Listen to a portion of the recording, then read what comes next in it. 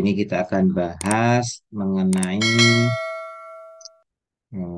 perilaku konsumen, ya, ya, perilaku konsumen. Jadi perilaku konsumen adalah proses aktivitas, ya, proses dan aktivitas ketika seseorang berhubungan dengan pencarian, memilih, terus kemudian dia melakukan pembelian, penggunaan, serta mengevaluasi produk dan jasa demi memenuhi kebutuhan dan keinginan. Nah, ini perilaku konsumen biasanya seperti kayak gitu. Jadi ada aktivitas proses yang berhubungan dengan mencari informasi, memilih barang, terus kemudian dia melakukan pembelian. Pada saat dia menggunakan produk tersebut seperti apa. Setelah dia menggunakan, dia mengevaluasi produk dan jasa tersebut demi memenuhi kebutuhan dan keinginan. Outputnya gimana? Oh, sesuai atau enggak? Puas atau tidak? Gitu kan ya. Ini perilaku konsumen. Proses keputusan pembelian, ya. Di sini ada 5 tahap proses yang harus dilalui konsumen dalam proses pembelian, suatu proses pembelian. Yang pertama, dia pengenalan kebutuhan, ya, mencari kebutuhan, mengenalan kebutuhan. Kebutuhan apa sih yang harus saya ingin, yang saya butuhkan itu apa? Apa yang saya inginkan, gitu ya. Untuk apa?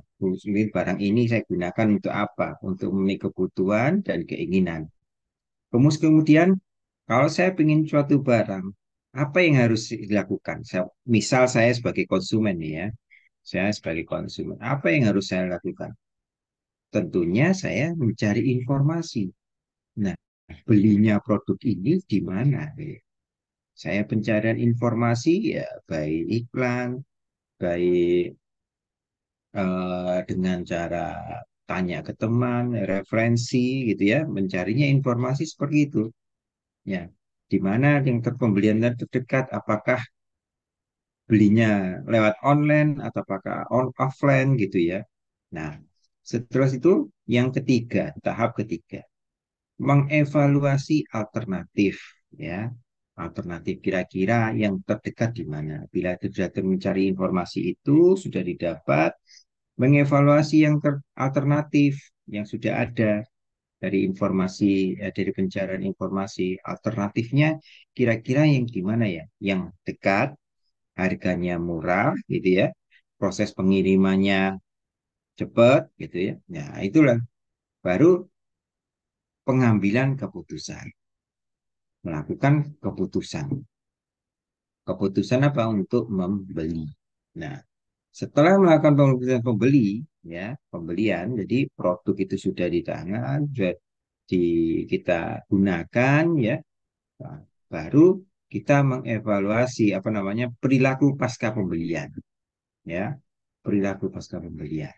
Sepertinya produk ini yang saya beli tadi dan saya gunakan itu sesuai atau enggak gitu ya. Nah, ini pasca pembelian ya. Ini perilakunya seperti kayak gitu. Terpenuhi apa enggak? Atau mungkin dengan produk yang lain, kompetitor yang lain, oh ternyata kompetitor ini dengan produk yang sama, mereknya beda gitu ya. Konsumen selalu mencari informasi, mencari barang yang baru atau juga membandingkan produk yang baru dengan produk yang lama. Produk yang baru belum tentu sesuai dengan kebutuhan dan keinginan. Tetapi produk lama pun juga kayak gitu. Mungkin konsumen merasa jenuh pada produk lama sehingga dia beralih ke produk yang baru atau beralih merek yang lain. Ya, gitu. Selalu mencoba informasi yang lain, merek yang lain, gitu ya. Ini merusakkan proses keputusan pembelian. Nah, ini ya proses keputusan pembelian ini merupakan variabel eh, terikat ya, variabel terikat. Kalau kalau kita biasa nanti kalau teman-teman melakukan skripsi penelitian ini sudah bisa diambil sebagai judul penelitian ya. Jadi variabel bebas dan variabel terikat. Variabel terikatnya Y. Y ini merupakan proses keputusan pembelian di situ. Ya, variabel X-nya ya macam-macam. Apa berdasarkan eh, ya macam-macam ya. Nanti Anda bisa baca di sini. Ini salah satunya proses keputusan pembelian itu ada di dalam suatu kalau kita mau menyusun skripsi nanti ada bisa kita bisa gunakan untuk sebagai judul pembuatan skripsi. Ya, proses pembelian dimulai saat pembeli mengenali adanya masalah atau kebutuhan. Konsumen akan membeli suatu produk sebagai solusi atas permasalahan yang dihadapinya tanpa adanya pengenalan masalah yang muncul. Konsumen tidak dapat menentukan produk yang akan dibeli. Ya. Jadi proses pembelian dimulai pada saat pembeli mengenali adanya masalah. Ya. Kalau kalau tidak ada masalah gimana? Kalau tidak ada masalah gimana ini ceritanya ini? Ya, tidak melakukan pembelian, ya. Jadi dia mengenali adanya masalah dulu. Oh, saya butuh tool ini yang bentuknya ini gitu ya. Cari di mana sepertinya belinya di mana gitu ya. Dicari informasi, mencari informasi. Terus kemudian eh, alternatif ya, menentukan alternatif. Satu pilihannya di mana, alternatifnya gimana kira-kira yang dekat di mana. Kemudian dia melakukan pembelian. Setelah melakukan pembelian, kemudian apa? Pasca pembelian, ya. Ya, seperti yang tadi yang ditanya, perilaku pasca pembelian. Sesuai atau tidak, ya. Gitu.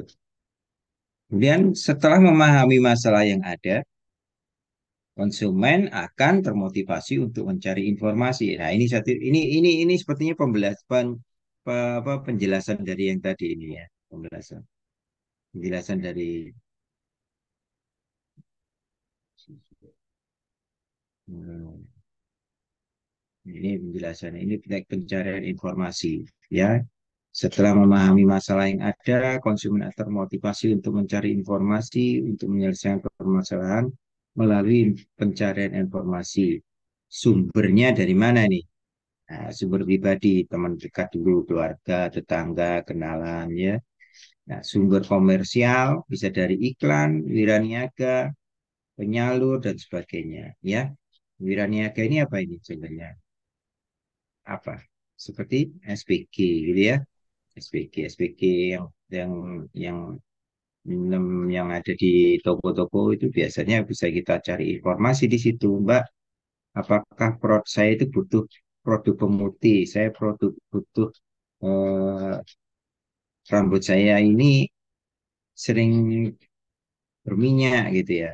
Atau mungkin rambut saya ini sudah ubanan ya. Saya pingin rambut saya ini tetap hitam dan lain-lain. Nah, ini informasinya bisa lewat juga di news Wiraniaga dari iklan juga bisa, ya. Terus kemudian sumber publik media massa internet yang sudah banyak beredar di Google ya. Nah, ini pencarian informasi melalui tiga sumber ini ya. Kemudian mengevaluasi alternatif setelah konsumen mendapat berbagai macam informasi, konsumen akan mengalih evaluasi alternatif yang ada untuk mengatasi permasalahan yang dihadapinya.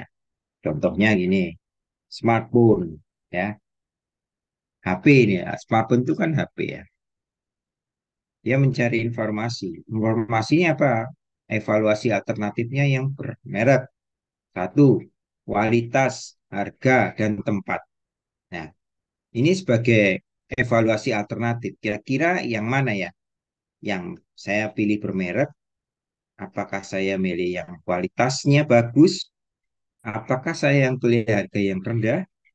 Dan kemudian tempatnya yang dekat, ya, yang enak, yang nyaman untuk melakukan pembelian. Ini macam-macam. Kira-kira di mana dari empat alternatif ini yang ada semua, ya. Dan mereknya apa? Nah, ini kan evaluasi alternatif. Merek kira-kira sing lagi ngetren itu merek apa ya? Oppo. Nah, itu sebagai perbandingan Oppo, terus Vivo, terus Xiaomi ya. Redmi, ya macam-macam, Samsung, ya atau apa iPhone gitu ya.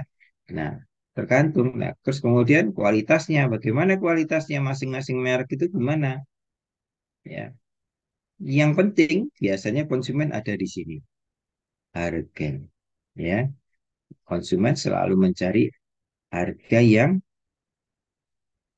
termurah, biasanya murah. Ya. Terus kemudian tempat belinya di mana? Kalau harganya sama aja, semuanya sama, tempat tempat ya paling cari yang paling dekat lah, nggak usah jauh-jauh, ya. Tapi beda lagi kalau misalkan sambil jalan-jalan, terus kemudian ada gambaran yang lain yang dituju, ya. Nah, ini tempatnya yang yang yang presentatif. Keputusan pembelian setelah melakukan evaluasi beberapa alternatif yang strategis yang ada, konsumen akan membuat keputusan pembelian. Dalam suatu kasus pembelian, konsumen bisa mengambil beberapa sub keputusan meliputi merek, pemasok, jumlah, waktu pelaksanaan, dan metode pembayaran. Nah, ini metode pembayaran ada di sini.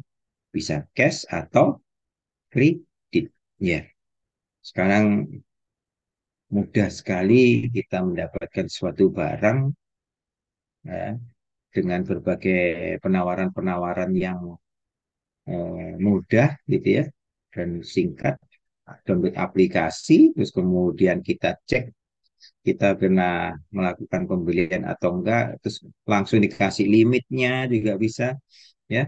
Metode pembayarannya kayak seperti home credit, terus kemudian kredivo, macam-macam lah, ya.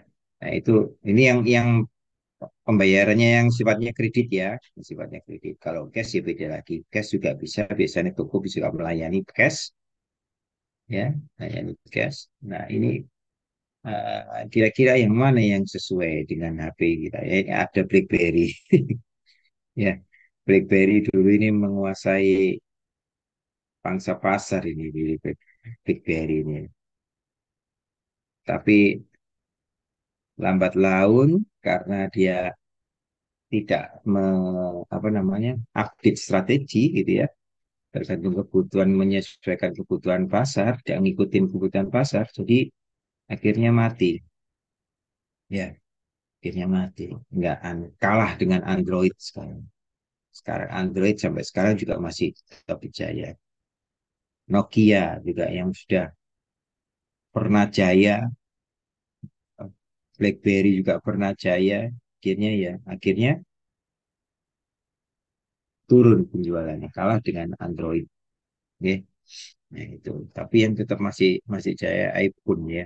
iPhone dari dulu memang dia ini apa namanya masih ada, konsumennya masih tetap dicari. Walaupun sih sebenarnya harganya lumayan lumayan mahal dibandingkan dengan Android, tipe-tipe Android ya toh.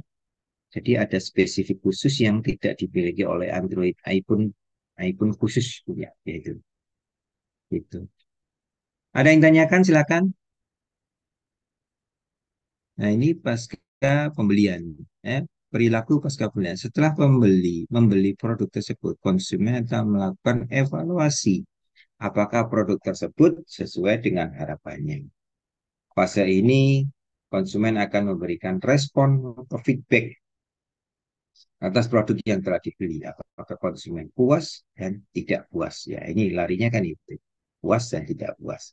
Bila konsumen puas atas produk, maka dia akan menjadi loyal. Loyalitas, ya. Loyal, setia terhadap suatu produk ataupun merek produk tersebut. Ya, ini.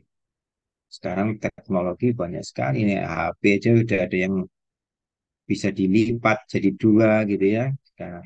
Terus kameranya sampai berapa berapa ini pixel itu ya, kameranya bagus sekali. Kemudian kapasitas memorinya, RAM-nya, ya, kemudian baterainya, ya, dengan baterai yang besar bisa tahan sampai 3 hari tidak dicas gitu ya, ada yang seperti kayak gitu. Ya, ini karena kemajuan teknologi yang ada. Baik, dari sini ada yang tanyakan, silakan teman-teman.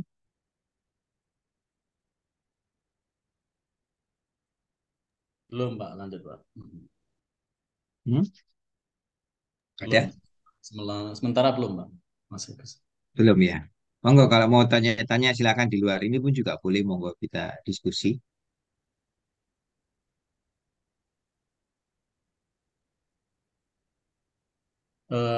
Ini Apa ya? faktor-faktor yang gimana? Ada Pak? Oh iya. Apa ya, Pak ya? Eh, Terkait persaingan ya, persaingan produk ya, Pak. Untuk sekarang ini kan luar biasa ya, Pak ya. Luar biasa Iya. sekali. Produk apapun tuh, dari yang produk yang dari Hmm. elektronika maupun produk mobil apapun sekarang luar biasa. Ini Iya. orang bilang ya, orang-orang Cina lah, orang apalah yang pelaku-pelaku pedagang itu dia itu Hmm. menggunakan istilah bakar uang itu, Pak. Itu bakar uang itu bagaimana, Pak? Artinya itu kita jual jual murah atau jual rugi atau apa ya, Pak? Kalau orang mendefinisikan dengan bakar uang itu lebih tepatnya. Masih, Pak.